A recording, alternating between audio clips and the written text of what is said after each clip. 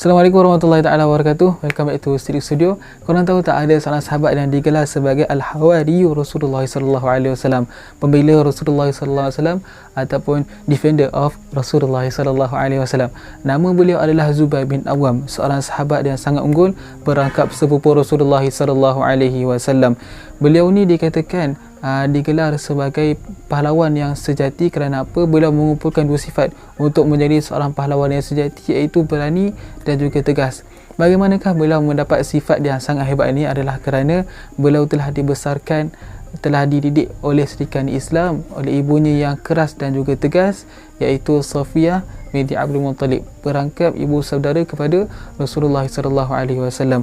Kalau kita tengok, Zubair bin Awam ni adalah seorang yang efisien dalam melaksanakan tugasnya, bersemangat untuk menghabiskan apa yang telah diberikan kepadanya, dan juga beliau ni adalah orang yang berani menghadapi apa jua risiko. Kita tengok pula kepada gelaran yang diberikan kepada beliau. Bagaimanakah beliau layak untuk mendapatkan gelaran tersebut?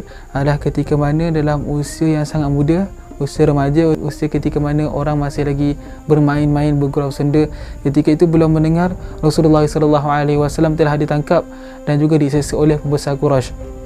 Maka beliau pun datang ke tempat tersebut, datang dengan khalayak ramai, menghunuskan pedang untuk menyelamatkan Rasulullah sallallahu alaihi wasallam. Maka orang pun jadi cemaslah kan dalam keadaan tersebut. Maka Rasulullah sallallahu alaihi wasallam pun keluar daripada tempat persembunyiannya, bertemu dengan Zubair bin Awam, lalu berbincanglah.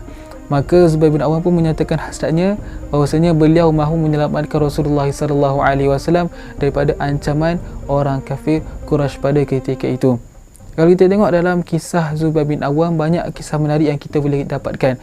Contohnya ketika perang Badar, beliau banyak memberikan sumbangan. Ketika mana orang nak berhijrah ke Habsyah, beliau ni adalah salah satu orang yang mana sanggup menyeberangi sungai Nil yang memang sangat luas, kan? Beliau sanggup menyeberangi seorang-seorang untuk melihat keadaan tersebut sama ada boleh untuk berhijrah ataupun tidak. Yang lain adalah ketika mana peperangan, beliau ni adalah orang yang berani untuk menghadapi musuh satu lawan satu, walaupun dia tahu musuh tu sangat-sangat kuat. Dan yang terakhir adalah ketika mana dalam peperangan Khandaq, beliau ni adalah salah satu orang yang mana berani menjadi spy yang hebat untuk menumpaskan pengkhianatan Bani Quraizah pada ketika itu.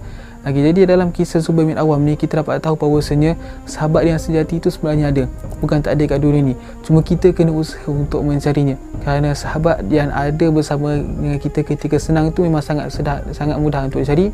Bahkan dia akan datang tanpa kita minta. Tapi sahabat yang ada dengan kita ketika kita susah, itu sangat susah untuk dicari. Bahkan ketika kita susah, barulah dia akan datang kepada kita. Dia akan bantu kita dengan sedaya upaya dia. Itulah definisi sahabat yang sejati. Itu saja untuk hari ini.